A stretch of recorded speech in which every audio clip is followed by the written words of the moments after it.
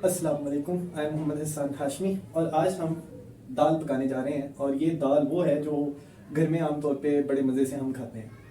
तो चलिए शुरू में थोड़ा सा मैं बता देता हूँ कि ये सुरख रंग की होती है और इसे माश की दाल कहा जाता है।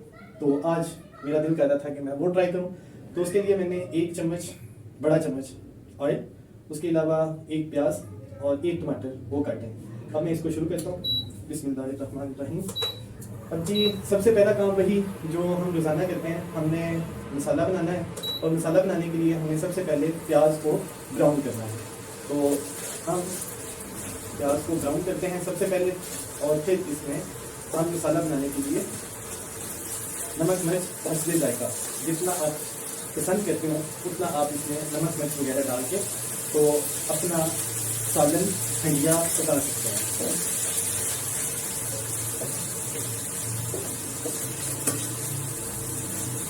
ये अपने आपके टेस्ट के ऊपर होता है कि आपने नमक मिर्च कितना डालना है।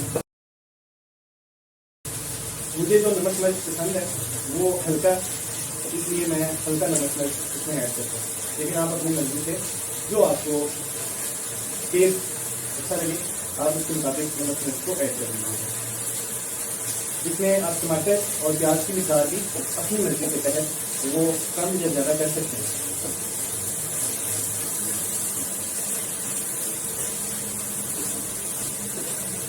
आज मैंने पहले की निस्बत ऑयल थोड़ा कम यूज़ किया, इसलिए कि कल जो इंडिया मैंने खाई थी उसमें ऑयल काफ़ी ज़्यादा हो गया था।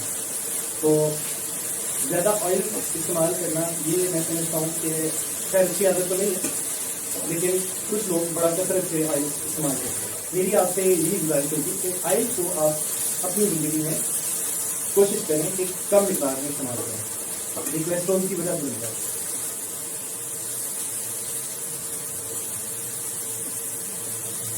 प्याज ब्राउन होने के नजदीक हो चुका।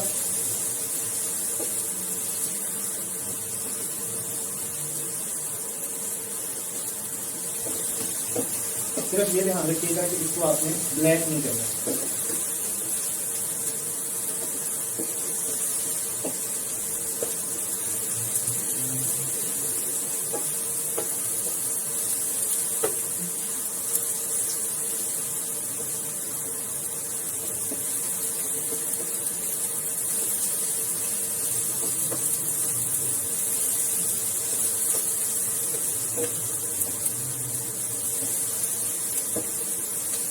जब आप मसाला बना रहे हो तो याद रखिएगा कि टमाटर और प्याज इकट्ठे होना, तो टमाटर में चूंकि पानी होता है इसलिए इसके छींटे उठ के बाहर आते हैं। तो एक खास फासले के ऊपर रहें ताकि इसके छींटों से महफूज रहे।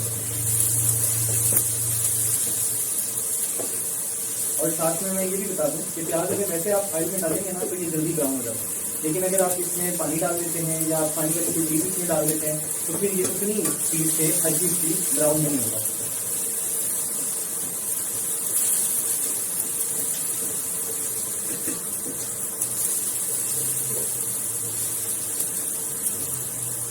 इसलिए पहले आप ऐसा कर लिया करें कि प्याज को ब्राउन कर लिया करें, देन आप इसमें टमाटर को ऐड करके फिर थोड़ी देर के लिए भून लिया करें। इस तरह टमाटर की जो खुशबू होती है वो भी सालन में वाज़ेह तौर पर हम महसूस कर सकते हैं।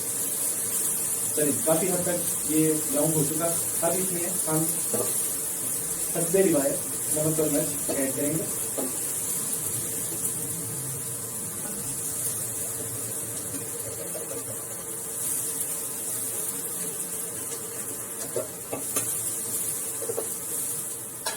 ठीक है, मैं इसका टेम्परेचर थोड़ा कम कर लेता हूँ ताकि नमक मिर्च भी इसमें ऐड की जाए।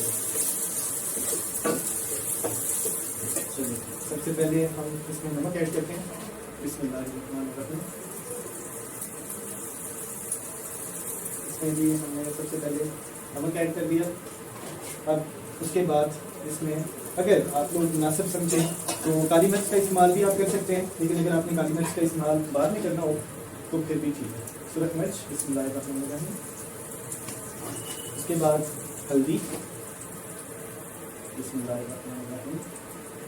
तो तीनों चीज़ें हमने इसमें जो बेसिक चीज़ें हैं वो ऐड कर दी। अब इसको आप लोगों ने क्योंकि मैंने इसको हिलाया नहीं था तो आप देख रहे हैं कि ये नीचे लगना शुरू हो जाएगा। ठीक है, तो ये ब्लैक नहीं आप लोगों ने करना, आपने इसको सिर्फ ब्राउन करना है।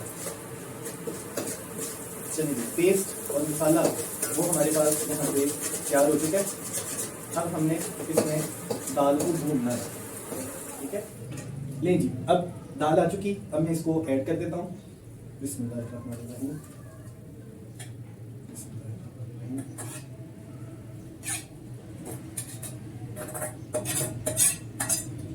मुकम्मल तौर पे मैंने दाल को यहाँ पे ऐड कर दिया।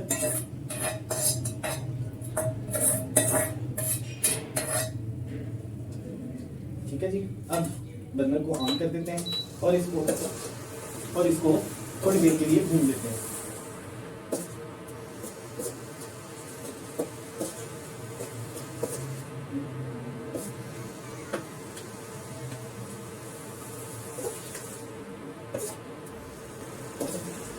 ये बड़ी जल्दी पक जाती है, इसलिए इसे ज्यादा बेशक आप ना हिलाएं।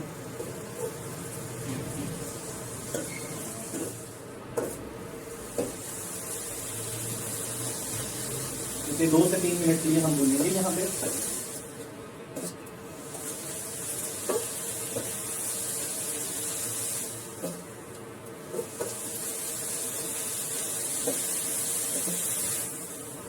और फिर इसमें पानी ऐड करते हैं।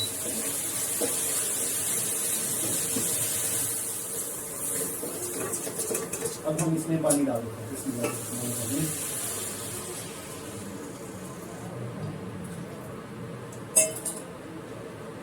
ये पानी डाल के अब हमने इसको ढाँप देना है।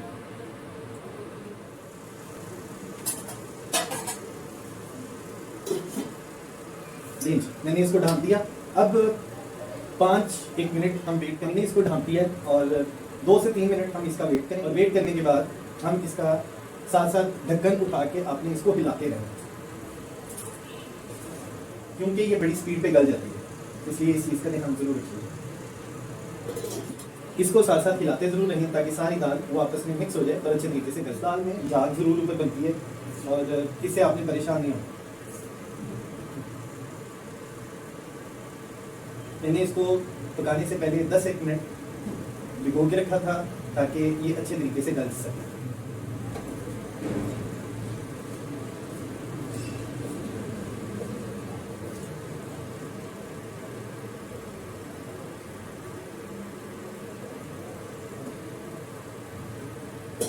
हम 1 या 2 दाने उनको टेस्ट कर लिया कि दाल गली है या नहीं।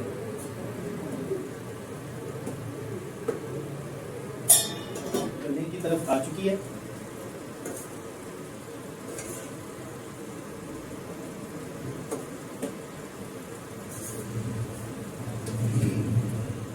इसका ढक्कन मैं सिर्फ 1 से 2 मिनट के लिए और ऊपर डाल देता हूँ और इसके बाद हम इसे चूल्हे से नीचे उतार देते हैं।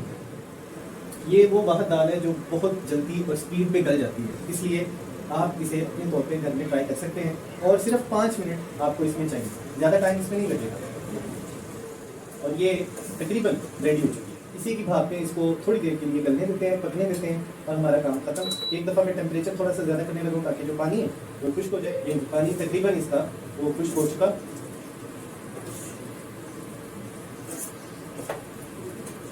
अब हम इसको बस नीचे उतारने वाले हैं, क्योंकि इसका जो गलने का टाइम था वो गुजर चुका।